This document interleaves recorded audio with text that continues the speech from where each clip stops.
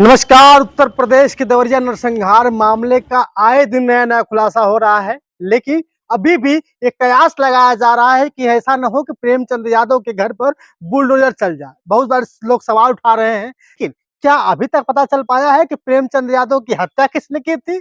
आज उसी का बहुत बड़ा खुलासा लेकर आ रहे हैं। इस वीडियो को अंत तक देखिएगा और सारी बात समझ में आ जाएगी कि आखिर उस दिन वो घटना हुई क्यों थी और घटना के पीछे का राज क्या था, और साथ ही पता चलेगा कि प्रेमचंद यादव की हत्या किसने की।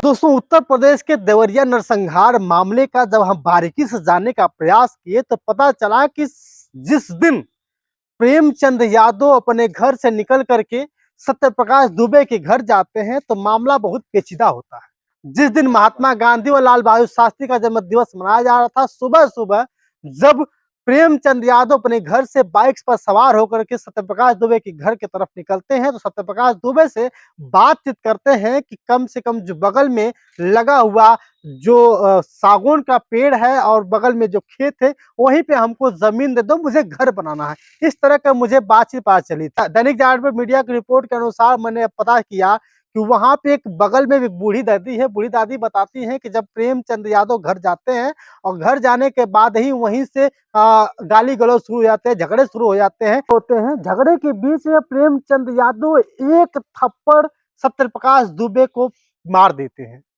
अब बात बढ़ जाती है। जब सत्यप्रकाश दुबे को पीटता देख उनके परिवार वालों को लगा कि ऐसा तो नहीं कि मेरे पिताजी को मार देंगे, तो उनके परिवार के लोग भी बाहर निकलते हैं। तब तक प्रेमचंद यादव 4-5 थप्पड़ भी सत्यप्रकाश दुबे को लगा देते हैं। सत्यप्रकाश दुबे की पत्नी जब बाहर निकलती है, देखती है कि मेरे पति को प्रेमचंद यादव मार रहे हैं, तो उठाती है डंडा और प्रेमचंद यादव को मार देती है। लेकिन जो ही मारती हैं तब तक वो हाथ से पकड़ लेते हैं। दूसरी बार जब मारती हैं तो वो प्रेमचंद यादव बगल में ही रखे ईंट पर गिर जाते हैं, उनके मस्तिष्क पे चोट लग जाती है। फिर वहीं पे प्रेमचंद यादव छटपटा करके मर जाते हैं।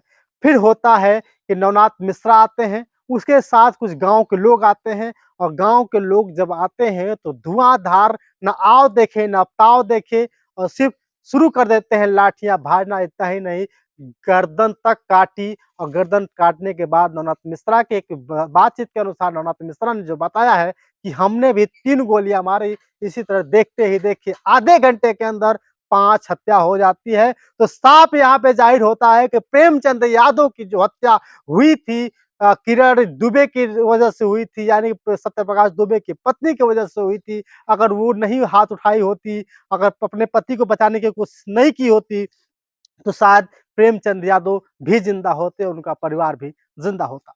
वीडियो कैसी लगी है कमेंट कर जरूर बताइएगा। तो आप समझ जाइए कि प्रेमचंद यादव की हत्या हुई तो हुई सत्यप्रकाश दुबे की पत्नी की वजह से। बहुत बहुत धन्यवाद, शुक्रिया।